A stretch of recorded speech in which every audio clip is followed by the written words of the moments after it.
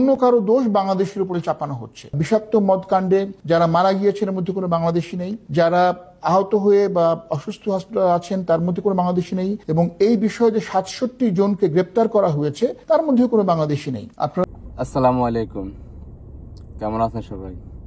আপনারা শুনলেন তো আমাদের কুয়েত নিযুক্ত রাষ্ট্রদূত কি বলছেন। আপনারা এর মধ্যে অনেকে জানেন, দেশ বিদেশে অনেকে জানেন, কুয়েতে মদ পান করে অনেক লোক হসপিটালে আছে এবং অনেক লোক মৃত্যুবরণ করছে, এবং অনেক লোক আপনার পুলিশের হেফাজতে আছে। তো কুয়েত টাইমসের আরবের একটা পত্রিকায় তারা নিউজ করছে এই মদ প্রাণের মূল হোতা, মানে যে মদ তৈরি করে মূল হোতা হচ্ছে যাই আমাদের বাংলাদেশি ভাই। তার নাম কি? দেলোরা ব্রাকাশ দারাজ। দেলোরা ব্রাকাশ দারাজ।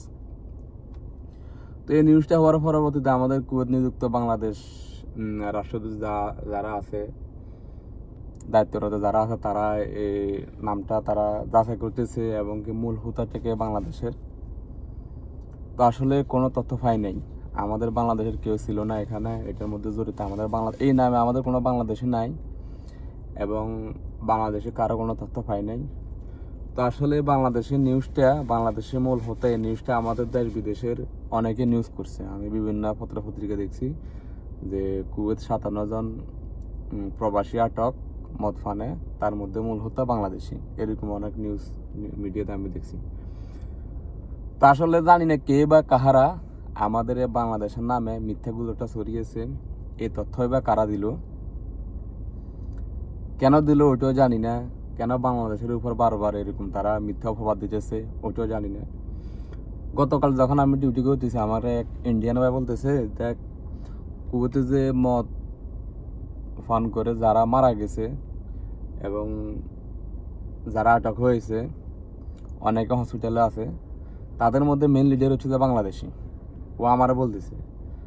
তোরা আমি বলতেছি ভাই আসলে তো মদ এগুলা তো বেশিরভাগ করে, নাম বলতেছি না আমি, অমুক দেশে করে, আমি যতটুকু ধারণা, আমার যতটুকু আইডিয়া আর কি। তবে বাংলাদেশে তো এরকম কখনো শুনি নাই যে এগুলা তৈরি করে অথবা বিক্রি করে।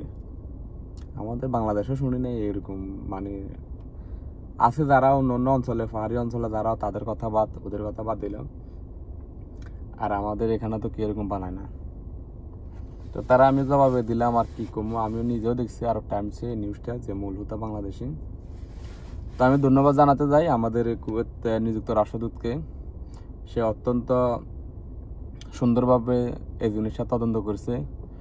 তদন্ত করার মাধ্যমে এখন বেরিয়ে আসছে যে আসলে এখানে আমাদের বাংলাদেশিদের কোনো হাত নেই, কেউ বাংলাদেশি ছিল না, এবং যে নামটা বলছে এই নামে কোনো বাংলাদেশি নেই। আর এই নিউজটা আমরা যাচাই বাছাই না করে অনেকে ডালাভাবে প্রচার করতেছি বাংলাদেশিদের নামে। এখানে যে মদ পান করে মারা গেছে, এখানে বিষাক্ত কেমিক্যাল মিশানো হয়েছে। মিশনের পরবর্তীতে প্রায় 30 থেকে 40 জন মারা গেছে। আমার আইডিয়া নেই, এর থেকে কম বেশি হতে পারে। প্রায় অনেক লোক হাসপাতালে আছে এবং এই 57 জনকে পুলিশ অ্যারেস্ট করছে। এগুলো জানি না নসিবে কি আছে। তো যাই হোক, ধন্যবাদ দিতে চাই কুয়েত নিযুক্ত রাষ্ট্রদূতকে। আর এসব মিথ্যা গুজব প্রচার থেকে যাতে আমরা দূরে থাকি, কোনো কিছু যাচাই বাছাই করার আগে যাতে এগুলো আমরা নিউজ না করি। আমাদের বাংলাদেশের নাম পিছনে এমনি অনেকে লেগে আছে। তো পরবর্তীতে আমরা এগুলো করার আগে যাতে সাবধান হই। আর বাংলাদেশে ভাই যারা আছেন, আশা করি কুয়েত যারা আছেন তাদেরকে বলতে চাই, ভাই আমাদের নামে এমনি অনেক বদনাম, অনেকে আমাদের পিছনে লেগে আছে। তো আশা করি আপনাদের কাছে অনুরোধ, এই সমস্ত কাজে কেউ জড়াবেন না। আর যদি জড়ান, আপনারা জানেন তো এই দেশের আইন কানুন সিস্টেম কিরকম। একবার যদি ধরা পড়েন তাহলে লাইফ এখানে শেষ, কুয়েতে শেষ, বাংলাদেশে আপনার আর যাওয়া লাগবে না, এখানে শেষ। তো ভালো থাকবেন, আল্লাহ হাফিজ।